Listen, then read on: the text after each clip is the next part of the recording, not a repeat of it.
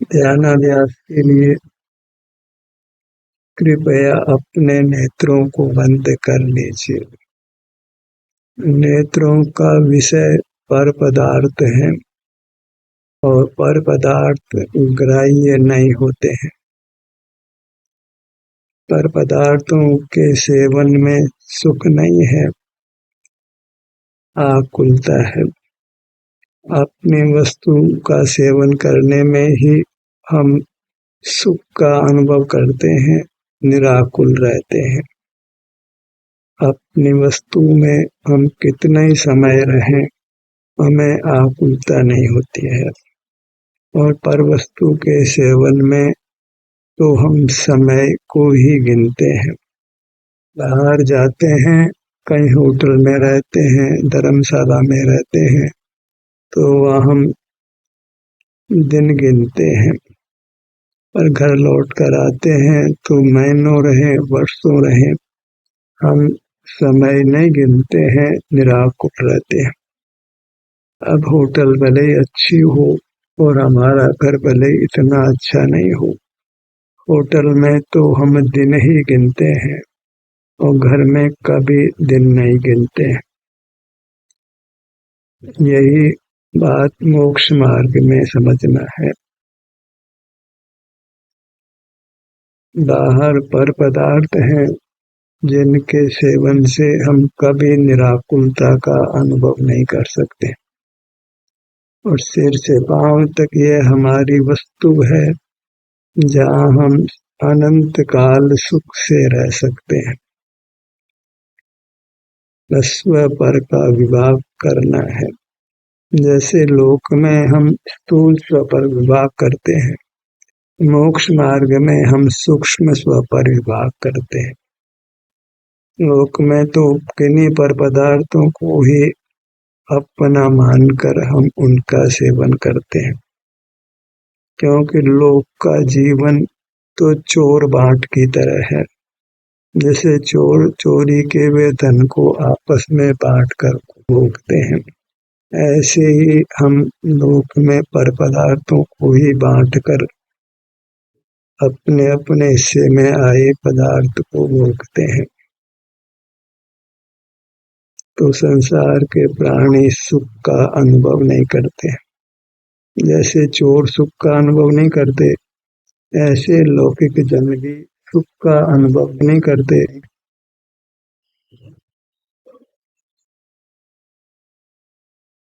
उसका कारण एक ही है कि लौकिक जीवन पराश्रित है।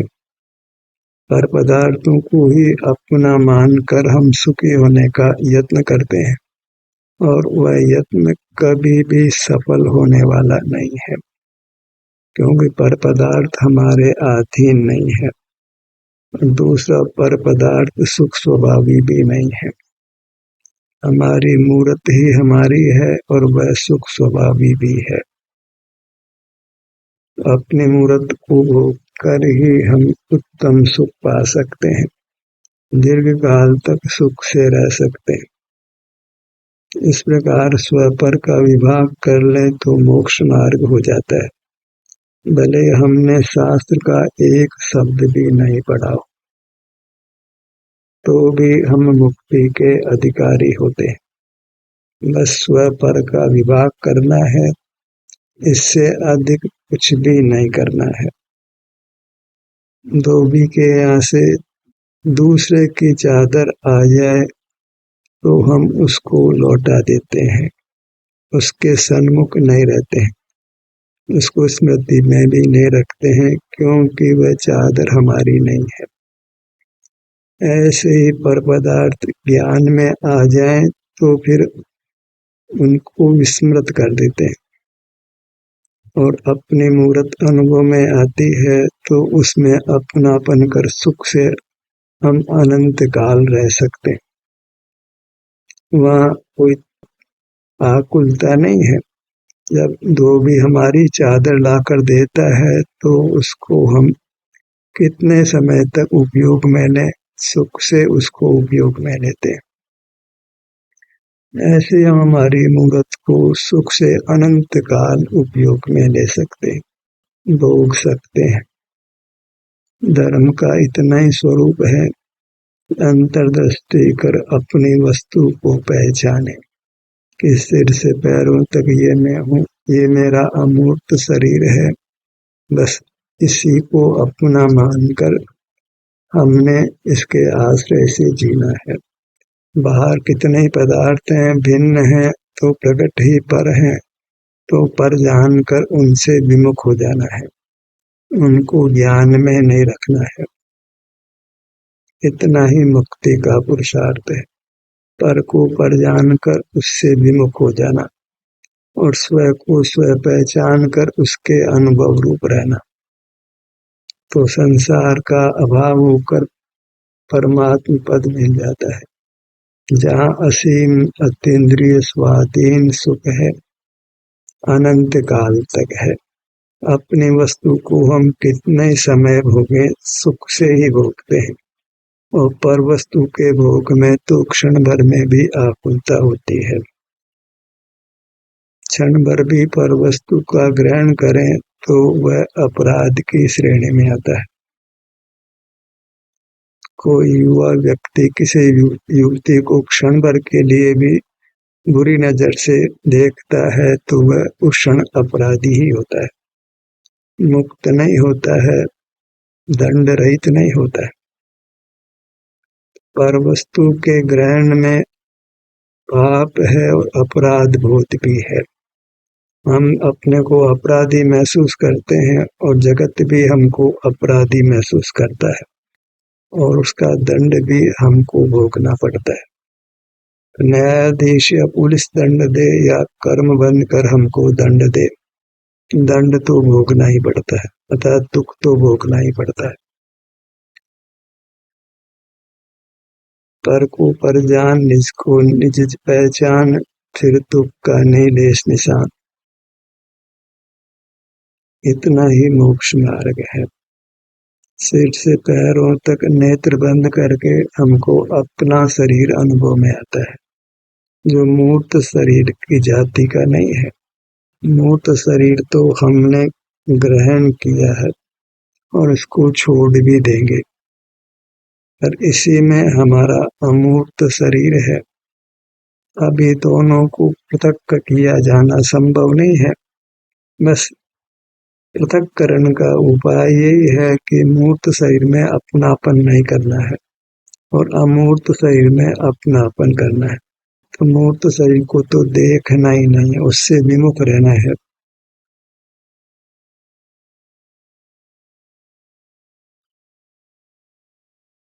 और अपने अमूर्त शरीर के सन्मुख रहना है। जब प्राप्त मूर्त शरीर के भी विमुख रहना है तो बाह्य जगत से तो विमुख रहना ही है।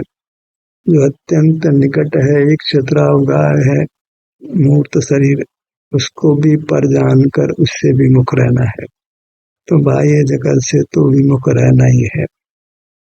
सिर से पैरों तक ये मैं हूँ ऐसा कर अपनी वस्तु जो अमूर्त है, सुख स्वभावी है, वह अनुभव में आती है। उसमें हमको सुख से अनंत काल रहना है।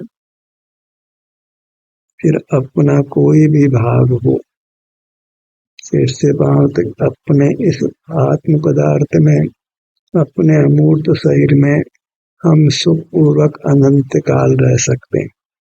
फिर कोई रोग भी नहीं होगा, कोई वेदना भी नहीं होगी, क्षुधा त्रसा भी नहीं होगी, सर्दी गर्मी अग्नि किसी का दुख नहीं होने वाला है। फिर न मूर्त को जानते हैं न मूर्त से प्रभावित होते हैं, वही परमात्म दशा है।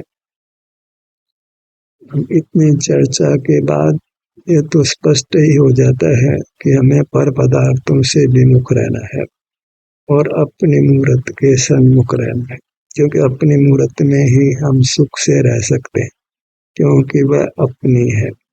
अपनी वस्तु के भोग में कोई शंका नहीं होती, कोई आकुलता नहीं होती, और हम अनंत काल रह सकते हैं, भोग सकते हैं। और पर वस्तु के भोग में तो क्षण मात्र में भी शंका होती है, कोई देख तो नहीं रहा है, तो वहाँ तो शांति है ही नहीं, आकुलता ही है। जो बेईमान है उसका भी अंतर हृदय उसको स्वीकार नहीं करता है। वह भी पर को तो पर जानता ही है, भले ही उस पर अनधिकृत स्वामित्व धरता हो, पर वह भी दंड से तो डरता ही है। कर्म तो बनता ही है, उसके विपाक में उसको दुख होता ही है। जैन शासन बस स्व पर विभाग करता है, पर को पर जानकर उससे विमुख हो जाना और स्व को स्व पहचान कर उसके सन्मुख रहना। तो हमने अपनी वस्तु जो सुख स्वभावी है उसमें हम सुख से रहते हुए अपना काल व्यतीत करते हैं। फिर कितना ही काल व्यतीत हो कुछ मालूम नहीं पड़ता है। सुख से समय व्यतीत होता है, हम स्वस्थ रहते हैं, सुखी रहते हैं, कुछ भी आकुलता नहीं, कुछ भी तनाव नहीं, कुछ भी राग द्वेष नहीं, कुछ रोग नहीं, किसी प्रकार की कोई तकलीफ नहीं। अपने ध्यान को अपने मुखमंडल पर लाइए और ये बात गर्वित ही है कि ये मेरा मुखमंडल है, ये मेरा मुखमंडल है, ये मैं हूँ। मोक्ष मार्ग अपने में अपनापन से शुरू होता है, अपने में ही अहमपना, अपने में ही ममपना, ये मैं, ये मेरा। तो वह हम सुख से रहते हैं, अनंत काल सुख से रह सकते हैं। तो अपने मुखमंडल में हमको सुख से रहना है कि ये मेरा मुखमंडल है, इसका मैं स्वामी हूँ, ये मैं ही हूँ, ये मैं सुख स्वभावी हूँ। सुख स्वभावी वस्तु को परमात्मा कहते हैं। तो मैं परमात्मा हूँ, भगवान हूँ, आनंद का कंद हूँ, ऐसा निर्धार करके फिर हम सुख से रहते हैं। उसको भोगना भी नहीं पड़ता है। जैसे अपने घर में रहते हैं तो ये कोखना नहीं पड़ता है कि ये मेरा घर है। एक बार निर्धार हो गया कि ये हमारा घर है, हमने इसको खरीदा है या किराए पर लिया है, इसमें रहने का हमको कानूनन अधिकार है, तो हम उसमें फिर सुख से रहते। ऐसे ही ये अपनी चिन्मूर्त है, ये मैं ही हूँ, ये मेरा शरीर है, तो फिर हम इसमें सुख से रहते हैं, कुछ भी विकल्प नहीं करते, कुछ भी आकुलता नहीं होती और फिर जगत की ओर देखते नहीं, क्योंकि अपनी वस्तु के अलावा सब पर वस्तुएं हैं। अपनी वस्तु दो नहीं और पर वस्तुएं एक नहीं। मैं एक ही हूँ, पर पदार्थ अनेक ही है। अनेक ग्राह्य नहीं है, एक अपनी मूर्त ही ग्राह्य है। सारे जगत से मुख मोड़ लेना है और अपना मुख अपनी ओर करके अनंत काल सुख से रहना है। अपनापन होता है तो सुख से रहते हैं, यत्न भी वास्तव में नहीं करना पड़ता है। एक बार अपनी मूर्त में अपनापन करके देखिए तो फिर देखिए जीवन में कितना रस उत्पन्न होता है। आप एकदम स्वस्थ होते हैं, सुख का अनुभव करते हैं, दूर दूर तक तनाव आपके पास नहीं आता है, आपको कोई स्ट्रेस नहीं होता है, कोई एंजाइटी नहीं होती है, कोई डर नहीं होता है, एकदम शांति, एकदम वीतरागता, कोई कषाय नहीं, कोई पाप परिणाम नहीं। बस अपनी मूर्त में अपनापन कर लीजिए तो सहज ही सारे जगत में परायापन होगा। एक एक वस्तु को पराया नहीं करना पड़ता है, ये सारे जगत से ही मुख मोड़ लेते हैं और अपना मुख अपनी ओर होता है और आनंद का भोग होता है। सिर के भाग पर आइए, हम अपने हर भाग में अपनापन करेंगे। वह मेरा भाग है, वह मैं हूँ, यही मैं सुख से रह सकता हूँ, यही मुझे सुख मिल सकता है, अनंत काल में यहाँ सुख से रह सकता हूँ। स्वाधीनता है, अपना स्वामित्व है, जिस वस्तु का स्वामित्व होता है उस वस्तु को हम गर्व के साथ भोगते हैं। कोई पामरता का बोध नहीं होता है। चाहे अपनी गाड़ी हो कि अपना मकान हो कि अपना वस्त्र हो, हम उसको सुख से ही भोगते हैं, गर्व से ही भोगते हैं। कोई भय नहीं होता, कोई शंका नहीं होती। ललाट का भाग, जिस विभाग पर हम आते हैं तो प्राथमिक भूमिका में हमको यह विकल्प करना योग्य है कि ये ललाट भाग मेरा है, ये मेरा अंश है, ये मेरी वस्तु का भाग है, ये मैं हूँ। मैं और मेरापना ये मोक्ष मार्ग के अनिवार्य अंग है। तो पर से परायापन हो जाता है। एक एक पदार्थ से परायापन नहीं करना पड़ता है, एक एक पदार्थ का त्याग नहीं करना पड़ता है, सारे विश्व का एक साथ त्याग होता है। जब अपना मुख अपनी ओर होता है तो सारे जगत से विमुख होते हैं, थोड़ा भी पर पदार्थ का ग्रहण नहीं होता है, पूरे ईमानदार होते हैं तो पूरे वितराग होते हैं। अपना मुख अपनी ओर किया तो सारे जगत से विमुख हो गए, एक एक पदार्थ का त्याग नहीं करना पड़ा। जगत में तो हम त्याग करते हैं, उसका स्मरण भी करते रहते हैं, उसको देखते भी रहते हैं, तो वह तो कोई त्याग नहीं है, कथन मात्र त्याग है। विमुख होना वह त्याग है। सारे जगत को पर मानकर एक पल मात्र में सारे जगत से विमुख हो गए और अपने में आ गए। अपने में ही थे सो अपने में रह गए, और हम सुख स्वभावी थे तो सुख होने लगा। अब अनंत काल इसी प्रकार रहें तो सुख से रहेंगे। एक बार पर में परायापन हो गया, अपने में अपनापन हो गया, तो फिर पर में हम रह नहीं पाएंगे, आकुलता होगी। अब तक तो भ्रम से ही पर पदार्थ को अपना मान करके हम जी रहे थे। अब सारे जगत में परायापन हो गया और अपनी चिन्ह मूर्त में अपनापन हो गया, तो सारे जगत के बंधन से मुक्त हो गए। पर पदार्थों का ज्ञान में आना ही बंधन है। कर्म तो बनता है, जहाँ पर को जाना तो बंधन हो गया, भाव बंद हो गया। इंद्रिय ज्ञान ही वास्तविक बंध है, उससे ही फिर उत्तर कर्म का बंध होता है। तो जो कलंक है वह वास्तव में भाव कर्म है। द्रव्य कर्म को क्या कलंक कहना, वो तो अन्य द्रव्य है, उसकी आलोचना करने से क्या लाभ है। हमने अपने स्वरूप को छोड़कर पर को विषय बनाया। अब पर को पर जान लिया तो विषय बनाने का मतलब ही नहीं रहा। धोबी के यहाँ से जो चादर आई उसको हमने पर जान लिया तो फिर उसकी ओर देखना ही नहीं रहा।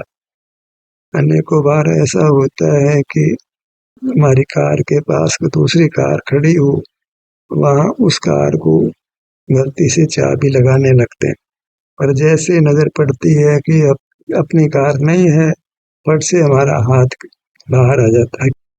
हालांकि हम तो अनजाने में ही चाबी लगा रहे थे, फिर भी हमको भय पैदा होता है कि हमने कोई चोर कर्म किया है, यदि भी हमने बुद्धिपूर्वक ऐसा कुछ नहीं किया। तो पर वस्तु के साथ तो कुछ भी व्यवहार होते ही अपराध हो जाता है, और अपने कार की चाबी लगाते हुए हमें कुछ भी विकल्प नहीं होता है, न जगत कोई विकल्प होता है, कुछ अपराध बोध भी नहीं होता है। ऐसे ही पारलौकिक व्यवहार में अपनी मूर्त को अनुभव में लेते हुए हमें कुछ भी विकल्प नहीं होता, कुछ भी अशांति नहीं होती, एकदम शांति और एकदम सुख का अनुभव होता है। ये तो वास्तविक स्वपर का विभाग है।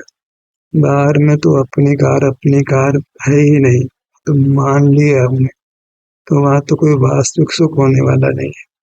पर अपनी मूर्त जो मूर्त शरीर में मिली हुई अमूर्त है, वह तो वास्तव में अपनी है, तो उसके सन्मुख होते हैं।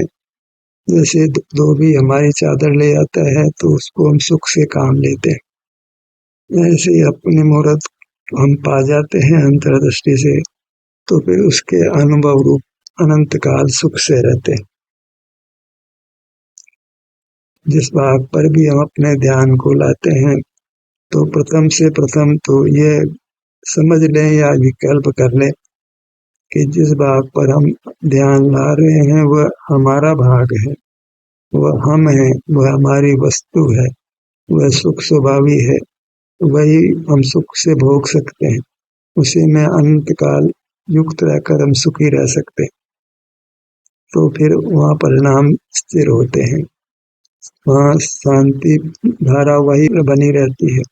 फिर हम जगत से सहजता से विमुख रहते हैं और अपनी मूर्त का उत्तम आनंद भोगते हुए रहते हैं। गुरु मध्य पर आइए।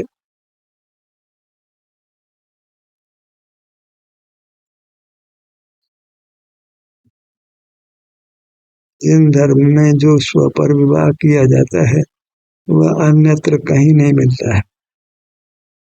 हम स्ववस्तु को भली प्रकार पहचानते हैं, उसका नित्य नित्य स्वरूप पहचानते हैं। वह की वह रहकर परिणमन करती है। मैं का मैं रहकर बालक से युवा हुआ, वृद्ध हुआ और परमात्मा होऊंगा। अपने स्वरूप को अच्छी तरह पहचान लेते, स्वरूप को फिर हम सुख से ग्रहण करते। अपना ध्यान अपने किसी भाग पर आया और हमें सुख का अनुभव होने लगा।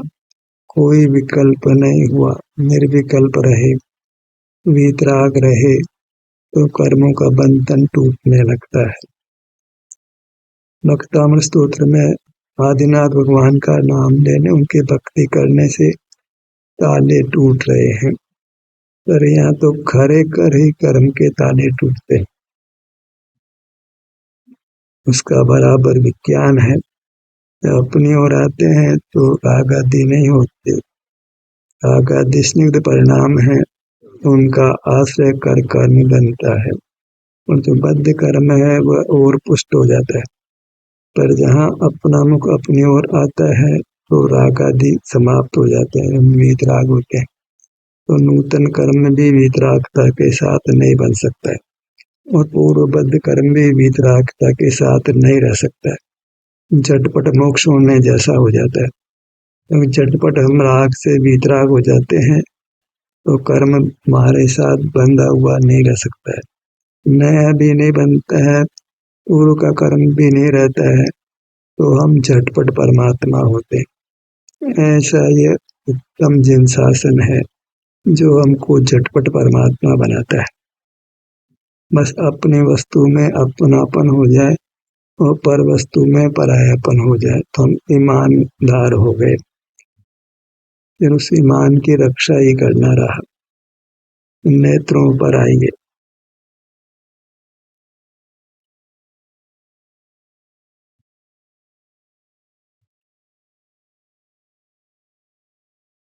ये भाग हमारा है, मेरी मूर्त का ही भाग है।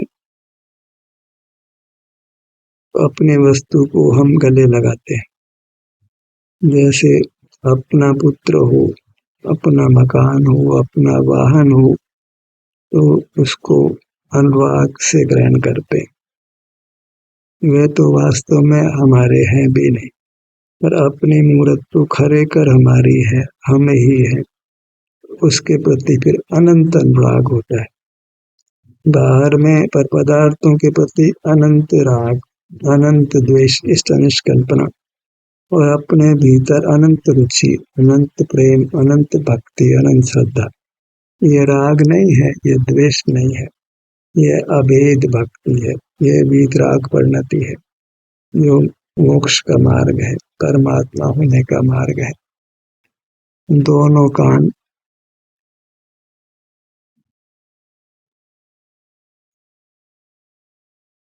ये मेरे कान हैं, इतना विशेष कि मूर्त कान तो मेरे नहीं है, वे तो दिखाई भी कहाँ पड़ रहे हैं, फिर भी कानों का भाग हमारे अनुभव में आता है।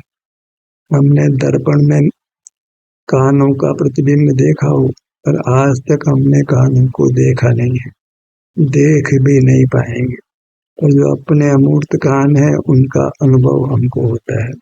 उसके लिए आंखों को खोलने की जरूरत नहीं, दर्पण की जरूरत नहीं, प्रकाश की जरूरत नहीं। तो जो कान अनुभव में आते हैं बिना इंद्रियों के, बिना प्रकाश के, बिना दर्पण के, वे हमारे दिव्य कान हैं जो सुख के बने हुए हैं। उनमें अपनापन करना है और अपनी वस्तु को कितना संभाल कर रखा जाता है। लोक व्यवहार में जो पर पदार्थ हैं अपने मान लिए हैं, उनके भी हम कितनी संभाल करते हैं, जबकि वे किंचित भी हमारे नहीं। कल्पना में ही अपने मान लिए हैं तो भी उनकी संभाल करते हैं, उनको सुख से भोगते हैं। और अपने तो हर अंग उपांग अपने ही हैं, आप ही है। तो उनमें तो एकदम एकनिष्ठ होकर भोगना है, एकनिष्ठ होकर उस भाग में अपने को रहना है, स्थित होना है। नासिका,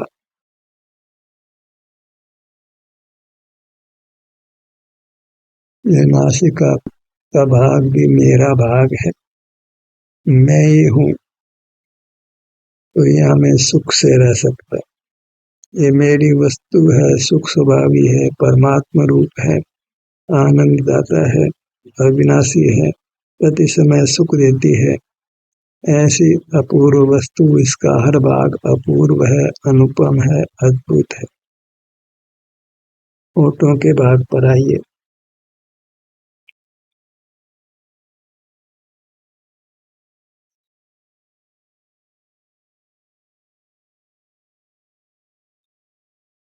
किसी एक भाग में अपनापन किया तो फिर अपने सब भागों में अपनापन हो जाता है।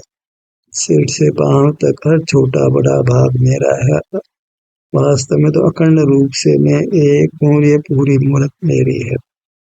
तो फिर इसके किसी भाग का ग्रहण करें, हम अपना मान करके सुख से ग्रहण करते हैं और ये सुख स्वभावी होने से सुख का अनुभव करते हैं।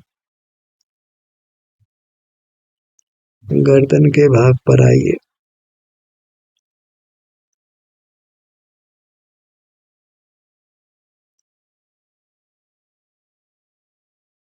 सीने का भाग, हृदय स्थान, पेट का भाग, पीठ का भाग। यदि अपनापन होगा तो सहज ही वृत्ति सुख से अपने सम्मुख होगी, कोई ताकत नहीं लगानी पड़ेगी, सहज होगा। फिर कोई ताकत लगाते हैं तो पर से विमुख होने में लगाते हैं, पर की स्मृति नहीं हो। भूल से किसी पर पदार्थ को अपना लिया हो तो फिर हम उसको भूलने का ही प्रयत्न करते हैं।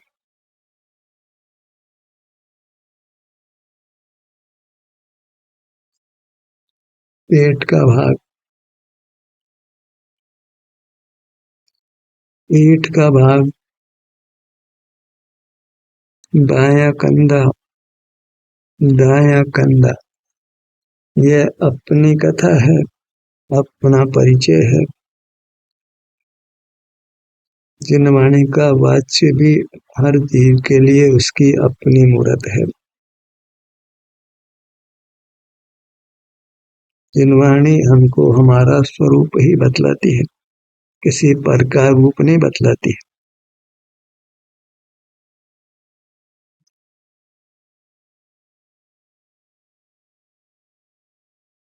बाएं भुजा,